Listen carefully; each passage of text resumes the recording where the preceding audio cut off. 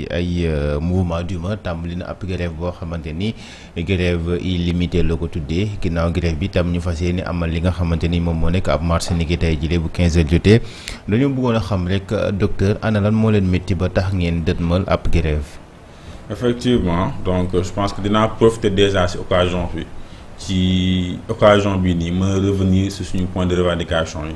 parce que bon ñu gis ñuy dem en grève mais la majeure partie des populations xamuñ exactement lan mooy suñu doxum ñaxtu. suñu revendication yi mi ngi acté wu ci à peu près 5 points. Premier point bi mooy statut du docteur en spécialisation statut yi su ma ko mënee expliquer en wolof maanaam mooy amul benn bind boo xam te ne mën na firndeel du docteur en spécialisation di nekk ci système de santé bi tantôt dañuy considérer comme ay étudiants maanaam ñi ñoo jàng ci tantôt ñu considérer comme ay travailleurs maanaam ñuy liggéey ci hôpitaux yi or que ça c'est pas normal tey ji war nañ am statut boo xam te ne moo ñuy régir boo xam te ne dañ mën a xam ne ñii lii lañ féetoo lii lañ ñu doon système de santé bi fii la ñu di méngalee ak donc nii lañ leen di considérer bu weesoo loolu noonu bi ci topp mooy le congé de maternité maanaam congé de maternité bu ko déggee mooy noppal bi ñuy jox ku jigéen ki bu ëmbee que nga nekk travailleur wala nga nekk travailleur ci mu ngi ci 6 semaines avant la grossesse avant l'accouchement 8 semaines après l'accouchement noppal boobu noonu ñun ñuy nekk docteur en spécialisation di ko jox jigéen ñi di leen ñaax sax ñu koy am ñun on rencontre de sérieux problèmes pour ñu mën koo am suñu naataangoo jigéen ñi bu ñu ëmbee dañuy liggéey daanaka sax bala à la veille bi ñu wasin parce que loolu ça présente un danger énorme si déjà le fait qu'ils soient exposés en même temps ça leur empêche des fois de pouvoir accoucher dans des conditions qui sont vraiment souhaitables et que léegi nii ñun mënuñoo nangu ñu doon ay médecins di laaj loolu population bi ñu koy respecter ba pare ñun suñu bopp mënuñ koo am bu weesoo loolu noonu y a la question des bourses maanaam bourse gi c'est-à-dire xam ndàmpaay bu état duñu jox ñuy jàppale gaa nag ñëpp ko am boo xoolee par exemple DS yëpp bu ñu doonee par exemple 100 ay 30 ñoo koy am wala 40 à peu près 40% DS ñoo ko am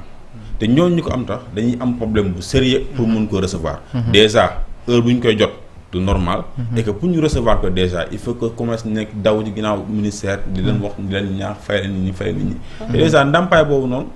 xam nañ ne doyul mais au moins c'est une aide mais pour que ñu mun koo jëfandikoo wala ñu ko bénéficier de façon très rentable il faut que ñu koy jox à des moments très définis ministère je rappelle jusque daaw waxoon bindoon na xaati ni que léegi à partir avant le 10 de chaque mois dañu fay mais loolu bi ñu koy waxee ñaari weer lañ ci teg respecté loolu noonu bi ñu weesoo si loolu noonu mosuñ koo respecté weer bii nii ñu jógee nii rek tey moo le 12 ba léegi fayaguñu bourse yi ba léegi te am na ñu nouveau attributaire mais ñu may bourse ci année bii nii ñooñu ba léegi 6 mois ngi nii jotaguñu seen bourse ñoo ngi daw seen ginnaaw. Est-ce que vous êtes reconnu par le ministère wala sax ndax intégré nañ leen ci fonction publique bi ndax bu fekkente ne dañ leen jàppee ay étudiants ba léegi yooyu dafay des. Effectivement c'est une très bonne question parce que il faut que Sénégalais yi ils fassent la part des choses. Le médecin auparavant maanaam ci ay at yu weesu ni médecin meloon ak léegi wuute na. ñoo jàpp ne boo nekkee médecin rek tu es à l'abri maanaam médecin boo ko déggee rek am na salaire bu baax mu ngay liggéey et cetera c'est très différent maintenant il y a beaucoup de médecins qui sont nous on en fait partie ñun pour juste rappeler lan mooy docteur en spécialisation mooy ku def 8 ans de médecine maanaam nga am bac nga teg ci ñetti at jàng médecine générale nga am sa doctorat waat ne man docteur laa maay waat faj et cetera léegi kooku noonu dafay dellu soit di gën a ñoñol jàngam di ko gën a approfondir pour doon spécialiste mooy cardiologue bi ngeen dégg neurologue beeg néphrologue beeg orthopédiste bi léegi tey jii nii ñooñu dañoo ñëw di gën a yokkaat seen xam donc mun na leen considérer comme étudiants yi jàng ci médecine ils ont déjà une expertise ñoo nañ di liggéey di bokk système santé bi ñooñu ñoo di liggéey état tey jii nii amuñu benn politique boo xam te ne dañuy recruter systématiquement dans la fonction publique c'est très rare que tu vois un DS qui est dans la fonction publique amul la seule chose que l'on peut avoir c'est quoi c'est la bourse de spécialisation maanaam mooy ndàmpaay boobu ma leen wax noonu te loolu du ñëpp ko am donc ce qui revient à dire que la majeure partie des médecins de spécialisation ne sont pas rémunérés amuñu salaire bu weer dee te dañuy liggéey 7 jours sur 7 par daanaka donc du lundi au vendredi week-end yi si tu es de garde 8h ba 15h la en principe si tu es de garde le week-end tu travailles aussi le week-end donc ce qui fait que tu peux travailler 7 jours sur 7 et tu travailles 11 mois sur 12 benn mois kese lañu am comme congé. amul salaire mais peut-être si yenn structures yi bu ngeen fa demee dafa am benn sorte de neexal boo xamante ne dañ leen koy jox à la fin du mois est-ce que loolu sax yéen a ngi ciy jot. rémunération loolu moo nekkoon point bi mooy jógee après congé maternité moom la ñuy naan la motivation hospitalière nous n'avons pas droit à la motivation hospitalière tey jii nii hôpital bi bu liggéey jotee daañu woo bu bind liste travailleurs jotee ñooñu kaay leen ngeen def garde kaay leen ngeen def hospitalisation kaay leen ngeen opérer maladie. léegi bu weer dee hôpital day jël ci mu am ci bénéfice. da koy jël xaaj ko tas ko ci employés yi pour gën leen a ñaax. gën leen a encourager ñu faru ci liggéey bi. léegi ñun bu liggéey jotee ñoo ngi ci biir. maintenant bu sëggale jotee ak leneen public bu jotee. ñu seppi ñu si. léegi maintenant xam nga lu ma bëggoon a xam parce que je pense que ni xëy leen xëy rek ne da ngeen di grève wala dañuy def marche. xanaa am na ay jéego yoo xamante ni def ngeen ko jëmale ko ci kilifa yi parce que tamit quoi qu'on puisse dire ministère de la santé yéen si ngeen sukkandiku moom moo nekk seen tutelle. mais je pense bien que tamit le doyen de la faculté it war na cee mën a jouer ab rôle boo xamante ni bu am solo lay doon. alors est-ce que tey jii def ngeen ay jéego jéem a dem gisanteeg le doyen de la faculté des médecines waxtaan ak moom expliquer ko seen situation pour que mën a def ne serait-ce que benn médiation entre yéen ak nga xamante ni moo nekk ministère de la santé mi ñu am yaakaar ne xëy na moom moo war a mën a régler seen situation. Effectivement maa ngi revenu juste pour clarifier que nous sommes sous la tutelle à la fois du ministère de la santé et du ministère de l'enseignement supérieur. te ñaari ministères yooyu noonu ku ci nekk da ngay rejeter sa engagement su ñun maanaam kenn su ñoom. nangu la jël ay responsabilité su ñoom. doyen de la faculté on l'a bien saisi on a envoyé des écrits maanaam ñun xeex bi pour ngeen xam juste ni ñun tëbuñu tëdd dañ si. yàgg nañoo alerter par écrit di woote. dem toog waxaana ñenn ñi sax na leen ka ñun de vraiment li ñuy dund nii bëggu nañ mu dakk te bëgguñu àgg foo xam te ne dañuy dakkal suñu liggéey parce que gënaluñu mais dañoo gis ne ni à chaque fois bu ñu demee si ñoom dañuy naan waaw li ngeen di wax dëgg la li ngeen di wax dëgg la lu war a mën a nekk la ok ñu range ko si tiroir yi bu jeex daaw moo fi mujj daa gaw nañ ci grève bu métti daanaka presque 2 mois buñ jël ay accords yi ñu signé woon buñ ñëwee ren dara fisa luñu ko amul lenn lu ñu concrétiser bu dañoo mun obligé sax ba nekkaat ba demaat grève pour yenn yi sax pour ñu mun koo mën a léegi lan mooy expliquer ce non respect de ces engagements yi nga xamante ni état daf koy signé ak yéen lan moo ko mën a expliquer li ko mën a expliquer c'est quoi il y a pas un respect envers les médecins en spécialisation tey jii boo demee si hôpitaux yi les médecins en spécialisation ne sont pas respectés ils ont pas la valeur qu'on devrait leur donner alors que dans le système sanitaire aujourd'hui mënuñu see génnee quand tu vas dans les hôpitaux dans les services dans lesquels nous travaillons mais la majeure partie du boulot ñun ñoo koy def ñooy cheville ouvrière bi ministère xam na ko parce que tey jii nii médecins yi ñu envoyé ci hôpital yi doyuñ de xaaj booy doy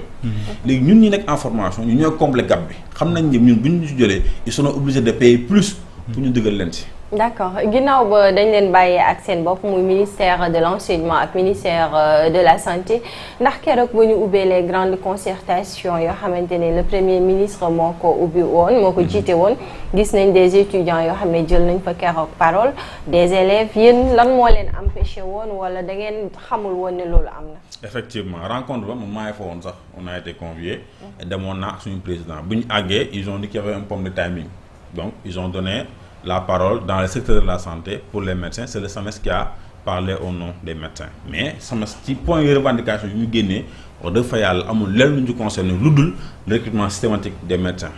ba tey yéen a ngi basé wu ci SAMES. ba tey basé tuñ ci complètement ci SAMES moo tax xeex bi léegi ñu jëlee ko suñu bopp. pour mën vraiment won Sénégalais yi que ñun conditions yuy dund baaxul parce que tey jii nii bu fekkoon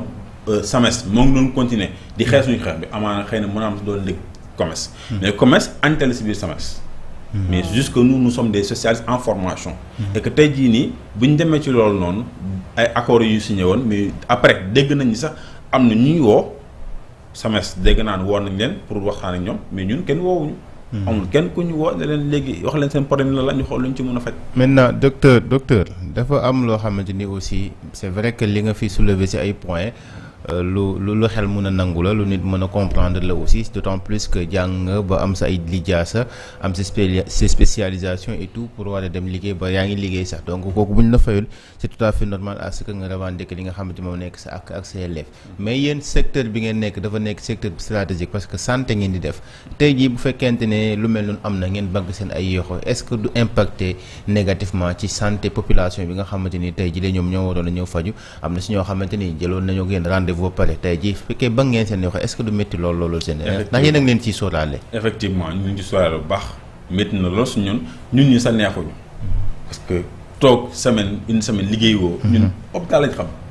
depuis bi ñu amee bac ba léegi njàng hôpital lañ xam xamuñ leneen donc loolu gënaluñu mais nañ àgg foo xam te ne tamit mënuñoo ñàkk a def noonu parce que bu ñu ko deful tam duñ ñu déglu te condition de formation yu ñu nekk mënuñ cee continuer tu t'imagines quelqu'un ko am bac +8 9 10 dem kaw déjà minimum il a 26 ans dem kaw kooku nga bëgg mu liggéeyal la 11 mois sur 12 lundi ba vendredi weer dee nga ne ko jox dara mu war a ñibbi kër ga ak loxo yi neen te mu doon soit papa wala doon yaay wala sax doon soutien de famille pour la majeure partie des cas parce que âge bu ngay toll day fekk soit sa papa dem retraite wala doole ndewatul noonu te teg si da ngay fay sa formation 500 000 minimum par an pour yenn saa yenn am nañu dem ba 1 million léegi kooku noonu liggéey toute l'année pendant 11 mois sur 12 lundi ba vendredi weer dee état amul leen lu la jox hôpitaux yi amul lu lay jox lu dul garde xaalisu garde maanaam garde mooy boo liggéeyee fanaan hôpital loolu lay fay te loolu bu weesoo mënoo wees ay 5-6 garde par mois mënul la def sax 100 000 francs léegi kooku noonu tey jii nga bëgg koo liggéeyal ba pare bu weer dee doo ko jox dara nga bëgg mu continuer di liggéey ci formation yi mel noonu te ça c'est tellement un danger pour la population sénégalaise ba su ma di xëy na yéen da ngeen xamul parce que kii ñëw di liggéey hôpital mu ànd ak xel mu dal c'est un danger pour la population. erreur bu ndaw mën naa lor nit. imagine daal nga ñëw hôpital xëy liggéey si ñu la woo la ne la sa doom daa feebar. mu war a ñëw faju si hôpital yooyu sa passe hôpital sa mataloo ko. ba xale bi war a ñëw hôpital nga war koo fayal sax mënoo ko fayal parce que pour rappeler que suñu 5e point de revendication yi. c'est quoi c'est la prise en charge médicale ñun buñ feebar hôpital yi. amu leen prise en charge dañuy fayloo. yéen les médecins en spécialisation amu leen prise en charge. yenn hôpitaux yi tey jii par exemple su ma nekkee hôpital Dalal Jàmm ma soxla par exemple neurochirurgien bëgg a dem Fann su ma demee dañ ñooy fayloo. su vous imaginez. dañ ñooy fayloo man sama doom bu ñëwee noonu sama yaay noonu sama papa noonu. aller en grève c'est un droit fii ci biir Sénégal mais bu fekkente ne tey dem ngeen grève et que dara xewut lan mooy doon seen peut-être deuxième étape. deuxième étape bi actuellement. ñu ngi ci 120 heures renouvelables sans respect des gardes ni des urgences tey ñoo ngi dem ci marche pacifique bi on veut alerter pour que population sénégalaise bi xam ne vraiment ñun ni seen i doom la. ci dëkk bi lañ bokk la marche. Elle est autorisée effectivement parce que nous sommes les responsables nous avons demandé on a pris toutes les dispositions nécessaires et la marche elle est autorisée. Donc c'est pour alerter l'opinion publique ñu xam ne carrément ñun seen i doom lañ. dañ leen fee nekkal. donc tey jii suñu condition de formation bu adéquat wul rek dafay impacter ci ñoom et on compte vraiment continuer ce mot d'ordre là tant qu'on n'a pas eu des solutions pérennes sur la table parce que dañoo sonn ci promesses yi depuis 10 ans ñu ngi daw ci ginnaaw statut bi à chaque fois c'est des promesses à ne pas en finir te jamais de concrétisation. Et selon vous lan moo tax ministère de tutelle tam xam lu leen Ibrahima Sy. li tax mu tam xam lu bu ñu ko xamoon amaan dinañ den na ko kaa ñu toog mais ñun sax xamuñu. jéemu leen ko xam aussi. jéem nañ dem nañ ci ñoom mais à chaque fois réponse ñu ñuy jox c'est pas concret. bi ñu tàmbalee grève bi woo nañ ñu kaa leen ñu waxtaan au début dañuy waxoon communauté bi. ñu dem ñu ne non dafa am ñu manqué donc am na ñu fa nekk ñu toog waxtaan ak ñoom. bi ñu demee ils ont accusé réception ils nous ont dit oui ça et ça et ça. ils sont même d'accord que lu ñuy wax c'est légitime. mais tey jii y a aucun acte qu'ils ont posé ils ont pris aucun engagement. luy wane que ni vraiment ñoom il veut régler le problème. lan lañ leen wax concrètement bi ngeen demee toog. concrètement pour la question du statut. waaw nee nañ ça ne relève pas de. faa ñu dem gis ministère de l'enseignement supérieur moom moo mën a wax ci statut bi. en même temps pour conseil maternité tamit loolu lañ wax ñu neen leen lu ñu lié pour ñoom c'est la bourse de spécialisation. ñu neen d'accord comme nee ngeen loolu la moo ñu lié maintenant bourse bi wax leen ci loo xam te mën nañu koo dégg. alors que seeni diplôme d'université la. universitaire lañ wax bien effectivement en fait ñun ay diplôme universitaire lañ wax mais tey jii nii ñoom bourse boobu suñu naan ñoo lié ak ñun ñu leen léegi maintenant il faudrait que comme jëngeen engagement da ngeen di fay avant chaque mois avant le 10 chaque mois mais dem leen koy respecté ñu ne waaw tey le 12 fayuñu alors kooku nan ko mën a joxee bopp seen lim ñaata la toll au niveau national wala yéen da ngeen concentré wu rek seulement au niveau de Dakar. En fait le DS la majeure partie ils sont au niveau de Dakar mais il y en a maintenant un peu partout à Saint-Louis il y en a à Thiès il y en a et boo xoolee aussi dans les hôpitaux régionaux ñun ñoo fay dem di fa def stage rural donc DS ñu ngi fépp Sénégal ñu ngi fépp mais Dakar lañ gën a concentré surtout dans les grands hôpitaux daanaka liggéey bu mag yëpp ci grands hôpitaux yi ñoo koy def même boo demee si hôpitaux régionaux aussi ñun ñoo fay dem di fa defi stage rural la majeure partie ñoo fay assurer intérim bi bu fa ki ñu fa affecté nekkul. alors ñu wax ñu ne Sénégal tey ji personnel de santé bi dafa manqué bari na si ay hôpitaux yoo xamante ni boo fa demee tey ji da nga fay gis personne da nga koy sentir da ngay dem si hôpitaux yi ñu naan la fii peut-être benn neurologue la am benn nangam la am alors si moment boobu noonu ñu ne am na ay médecins spécialisation yoo xamante ni ñu ngi am seen ay diplôme am nañ seen ay qualification ba pare mais ñu ngi toog di xaar ku leen mën a insérer dugal leen ci biir fonction publique ngir ñu amal seen liggéey comme nu mu waree et ci biir loolu ñu gis ne waa commerce ñu ngi toog di réclamer loo xamante ni droit la di réclamer loo xamante ni xëy na bu ñu ko amee war nañoo gën a mën a yombal yëf yi mbir mi li am léegi maanaam suñ ko comprendre wala boog su fekkee comprendre naa ko est-ce que doo ngeen jàpp ne peut-être situation économique bi moom moo tax li ni mel di am wala da ngeen a jàpp ne négligence la rek jëmale seen côté. c'est un manque de volonté politique la ñuy wax que tey jii mënuñ nekk ci population boo xam te ne dafay yokk saa su ne. médecins yi génn en formation di yokk saa su ne ñu nekk fii. wala mën a liggéey kenn loo ñu liggéey est-ce que xam nga ministère de la santé ça fait presque 2 ans. il y a pas eu de recrutement. 2 ans il y a pas eu de recrutement pas de médecins pas de pharmaciens et cetera yu recruter dans la fonction publique. te ñu ngi leen population sénégalaise bi ñu yokk. pour rappel juste moi j'habite dans la région de Ziguinchor à Ziguinchor boo demee ñaari neurologue ñoo fa nekk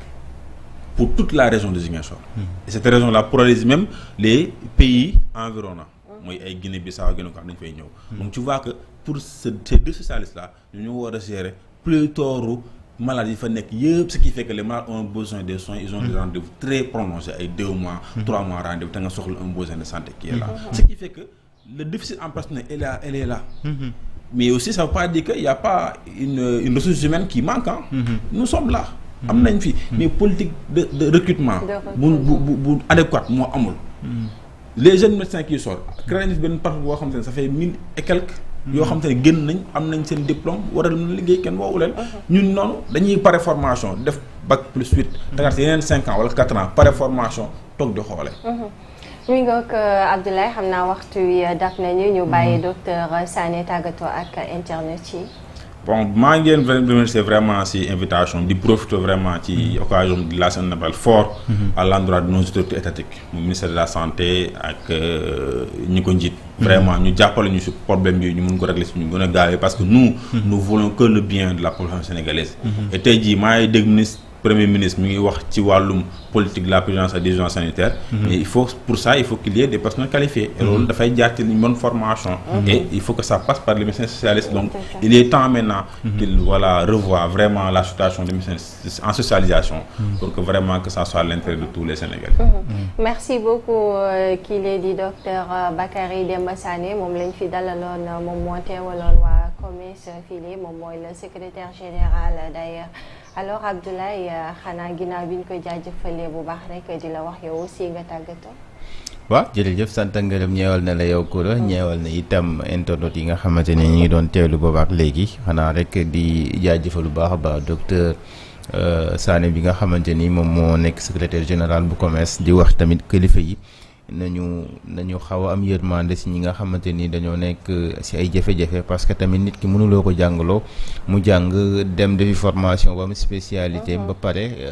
nga koy liggéeyloo ba pare te li ngay liggéeyloo moom doo ko ci fay te dafa am ñoo xamante ni ko pour man dañ leen a war a mën a gën a fullaal mooy ñi nga xam ne dañu yëngu ci wàllum wér-gu-yaram parce que nit ki bu fekkente ne amul stabilité financière nga bëgg mu tiim doomu aadama di ko opérer loolu vraiment dafa am ay danger bu fekkente ne ñoom ñoo ñuy faj te ñoom ñi ñuy faj seen situation demeewul noonu su boobaa en réalité ñun dañuy exposé donc kilifa yi nañu xoolaat bu baax a baax seen doxalin nañu xoolaat bu baax seen taxawaay su ko defee ñu jëm leen di woo le ministère de la santé ñu ngi koy interpeller di interpeller itam ministère bi nga xam ne moom moo nekk ministère de l'enseignement supérieur ñu gën a waxtaan xool naka lañ mën a def ba jàppale ñi nga xamante ni ñoom la ñuy tuddee les médecins en spécialisation xool naka lañ mën a saafara seen ay problème parce que pour man priorité la parce que ñoom ñëpp ay soutien de famille lañ donc ay soutien de famille lañ am nañ seen spécialisation ba pare tooguñu ñu ngi liggéey puisque ñu ngi liggéey ñu ngi dem di xëy di liggéey nekk ci service public pour man li ñu war a def tey jii mooy xool naka la ñu mën a def ba saafara seen ay problèmes c'est vrai que situation économique bi compliquée na et c'est partout dans le monde mais nañu xool nañu waxtaanee ñoom xool li nga xamante ni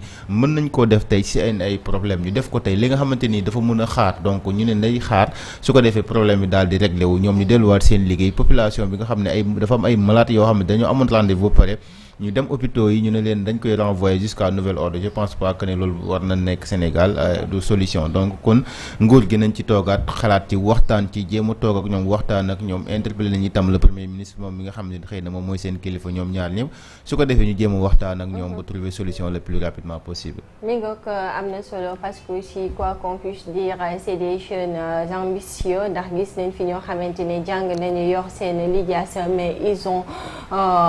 ont choisi d'aller ailleurs ngir ñu mën a servir ñi nga xamante ne rek ñoom ñoo fa nekk alors ñoom nag daal dinañ opté toog fii ci biir réew mi donc c'est de leur devoir c'est de leur droit également ñu mettre leen dans de bonnes conditions ñu reconnaître li nga xamante ne nii moom mooy seeni statut alors les populations sénégalaises aussi en ont besoin de ces jeunes ndax structure de santé boo dugg daanaka am nañ benn manque de personnel boo xamante ne xamuñu sax fan lañ koy joyante alors chers internautes de Presse Afrique TV HD lii leen nag moom moo nekkoon seen émission bi di Keng émission diggu bëccëg bi ñuy faram-fàccee lépp luy actualité lépp loo xamante ne rek dafay daal di soxal askan wi dañ ko fi waxtaanee la preuve tey daal di nañu dalal ñaari kàngam yoo xamante ni itamit la ñuy waxtaanee daal di nay ñor li di askan wi xanaa di jaajëfal bu baax itamit ñi nga xamante ne rek ñoom ñoo nekk ci partie technique bi Basile merci à vous di leen jox dig daje lundi incha allah ak beneen invité jaa ngeen jëf.